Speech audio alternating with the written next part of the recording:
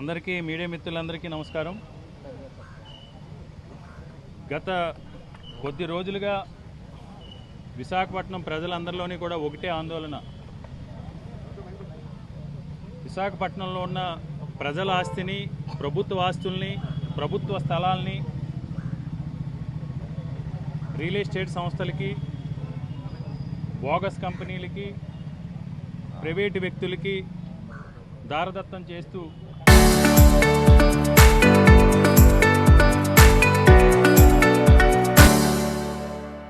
తొంభై పైసలకి, రూపాయికి, ₹2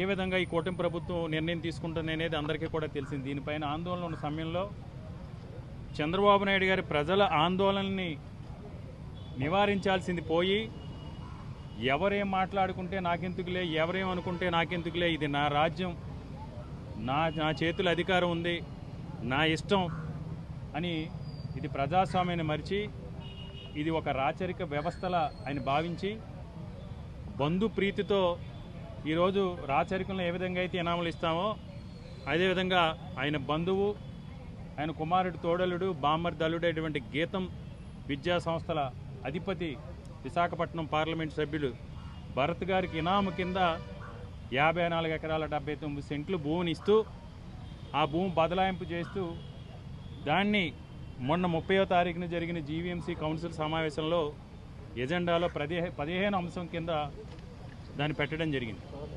దానికి సంబంధించి విశాఖపట్నం నగరంలో ఉన్న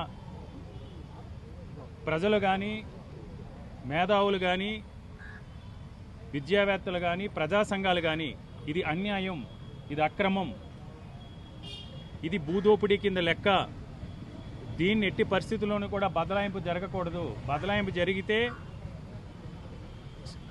పబ్లిక్ హియరింగ్ కాల్ చేసి ప్రజాభిప్రాయ సేకరణ చేసి పద్ధతి ప్రకారం ఇది బదలాయించాలని ప్రజల ఆందోళన చెందుతున్నలో ప్రజాపక్షంగా ప్రజల వాయిస్గా వైఎస్ఆర్ కాంగ్రెస్ పార్టీ తరఫున మా నాయకుడు జగన్మోహన్ రెడ్డి గారి ఆదేశాల మేరకు మొన్న మా కార్పొరేటర్సు పెద్దలు శాసనమండలి ప్రతిపక్ష నాయకులు బొత్స సత్యనారాయణ గారి ఆధ్వర్యంలో శాసనమండలి సభ్యులు మా కార్పొరేటర్స్ అందరూ కూడా జీవీఎంసీలో పెద్ద ఎత్తున ఆ రోజు దీనిపైన ఆందోళన చేయడం జరిగింది. దీనిపైన చర్చ జరగాలి.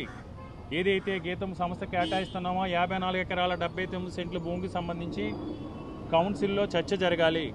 సభ్యుల అభిప్రాయాన్ని, అందరి సభ్యుల అభిప్రాయాన్ని కూడా తీసుకోవాలంటే వారు కూటమిలో ఉన్న కొంతమంది కార్పొరేటర్స్ కూడా ఇది అన్యాయం, ఇది అక్రమం, ఇది బహిరంగ భూదోపిడీ అని కూటమిలో ఉన్న కొంతమంది ఎమ్మెల్యేలు కానీ లేకపోతే వారికి సంబంధించిన కార్పొరేటర్స్ కానీ ఓటింగ్లో అయితే తప్పకుండా కౌన్సిల్లో అంశం వీగిపోతుందని ఉద్దేశంతో దుర్మార్గంగా ప్రజాస్వామ్యాన్ని చేతిలోకి తీసుకుని విశాఖపట్నం కార్పొరేషన్ చరిత్రలో ఎప్పుడూ జరగలేని విధంగా మా కార్పొరేటర్స్ మీద దాడి చేసి సీసీ కెమెరాలు స్విచ్ ఆఫ్ చేసి సెక్రటరీ కూడా ఎలాంటి ప్రొసీడింగ్స్ లేకుండా మీడియాని అలౌ చేయకుండా ఒక మేయర్ అప్రజాస్వామిక ఒత్తిడికి లోనయ్యి దాన్ని ఆమోదించామని ఆ రోజు వారు సభని ఇష్టాసారంగా నడిపించుకోవడం జరిగింది. అదందరూ కూడా తెలిసిందే.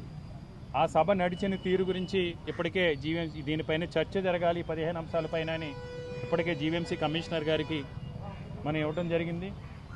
డీసెంట్ నోట్ కూడా గతంలోనే ఇవ్వడం జరిగింది.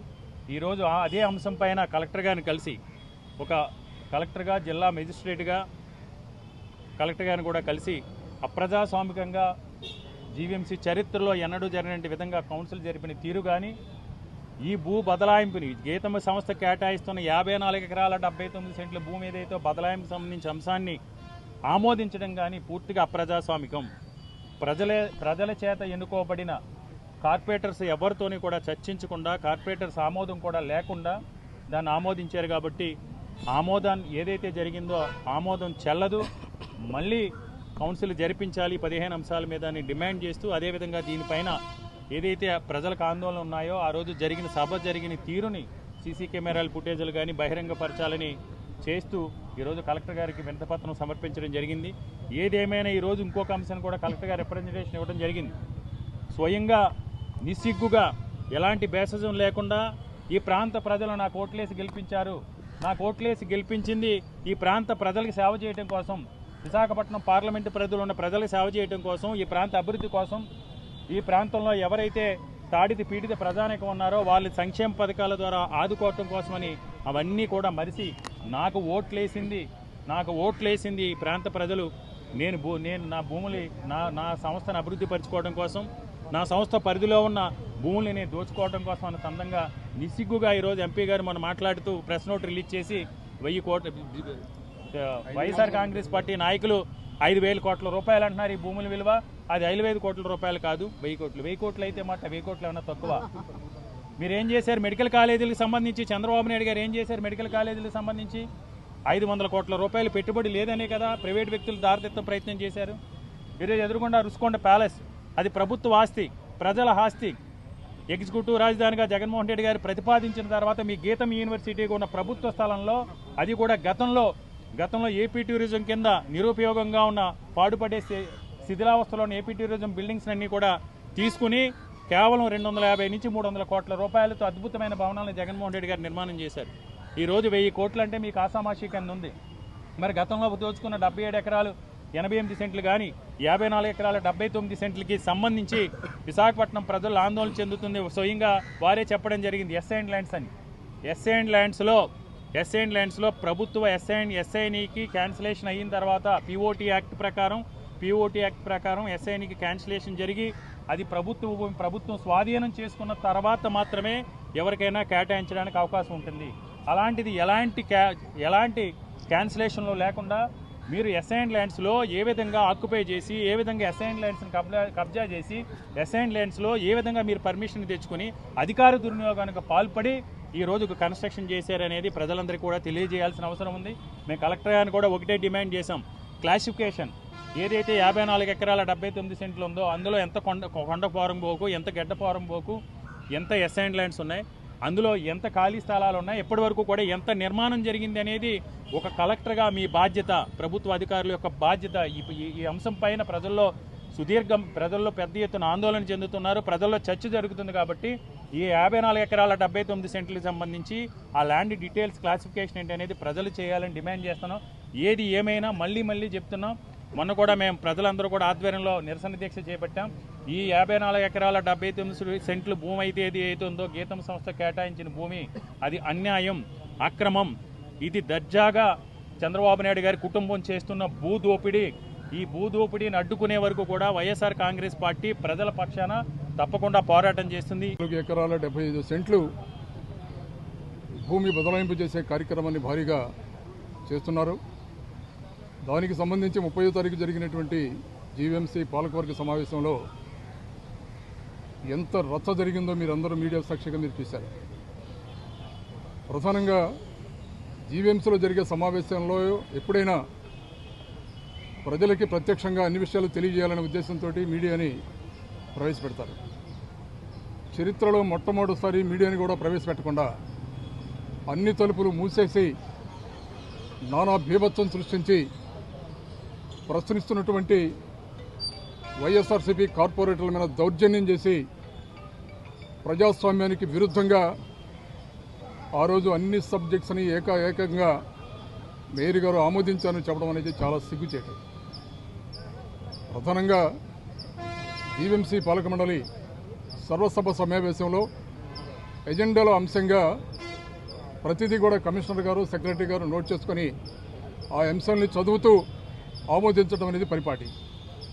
దానికి విరుద్ధంగా మేయర్ గారే 1 నుంచి 4 చదివి, 4 నుంచి 7, 8 చదివి, తర్వాత 15 చదివి అన్నీ ఆమోదించామని చెప్పడం అనేది చాలా దుర్మార్గమైనటువంటి చర్య, ప్రజాస్వామ్యానికి విరుద్ధమైనటువంటి చర్య. ఇది సరికాదు. తప్పకుండా ఆ రోజు జరిగినటువంటి సందర్భాన్ని విశాఖపట్నంలో ఉన్నటువంటి ప్రజలు, అనేకమైనటువంటి రాజకీయ పక్షాలు, సంఘాలన్నీ కూడా తీవ్రంగా వ్యతిరేకించిన సంగతి మనమందరం చూసాం. ముఖ్యంగా చంద్రబాబు నాయుడు గారు ఎప్పుడు అధికారంలో ఉన్నా సరే ప్రత్యేకంగా విశాఖపట్నం భూములు మనకు కన్నేస్తాడు. ఆయన చెప్పేదన్నీ కూడా ప్రజాస్వామ్యకి సంబంధించినటువంటి మాటలు, చేసేవన్నీ కూడా అప్రజాస్వామికమైనటువంటి పనులు. కేవలం వాళ్ళ కుటుంబ సభ్యులతో పాటు ఊరు పేరులైనటువంటి సంస్థలు విశాఖపట్నంలో ఎంత చీప్గా 99 పైసలకే భూములిచ్చి మళ్లీ దాన్ని పైగా సమర్థించుకోవటం, ఇది సరైనటువంటి విధానం కాదు. ప్రధానంగా గీతంకి ఇచ్చినటువంటి 54 ఎకరాల 79 సెంట్ల విషయానికి వస్తే అవి గడ్డపురం వాకులు 22A ఉన్నటువంటి భూములు, గతంలో పేదవాళ్ళకి పెంచినటువంటి భూములు ఎస్ఐనెట్ భూముల్ని ప్రభుత్వానికి అప్పచెప్పకుండా ఏ విధంగా దాన్ని ఆక్రమించుకుంటారో సమాధానం చెప్పాల్సినటువంటి బాధ్యత పార్లమెంట్ సభ్యులు గీతం గారికి ఉంది. ఇవాళ కలెక్టర్ గారికి మేము అదే చెప్పాం. ఎస్ఐనెట్ భూములు ఒక్కసారి ప్రభుత్వం పేదలకు అసైన్ చేసిన తర్వాత ఆ భూముల మీద సర్వాధికారాలు ఎస్ఐన్దారులకే ఉంటాయి. అలా లేకుండా ఏ విధంగా ఇవాళ భరత్ గారు మాట్లాడుతూ ఒక మాట మాట్లాడారు, మా ఆధీనంలో ఉన్నటువంటి భూములు మేము స్వాధీనం చేసుకుంటే తప్పిందని మాట్లాడుతున్నారు. అసలు మేము అడుగుతున్నాం, ఇవాళ మీ ఆధీనంలోకి ఆ భూములు ఎలా వచ్చాయి, ఏ విధంగా వచ్చాయి? ఎస్ఐనెట్ భూముల్ని ఆక్రమించుకోవడం అనేది చట్టరీత్యా నేరమని అసలు పార్లమెంట్ సభ్యులకు తెలియదా లేదా? Local to global news at your finger tips. మీ చేతిలో ఒక ఆయుధం. Download Raw TV app. Media legend Ravi Prakash is back.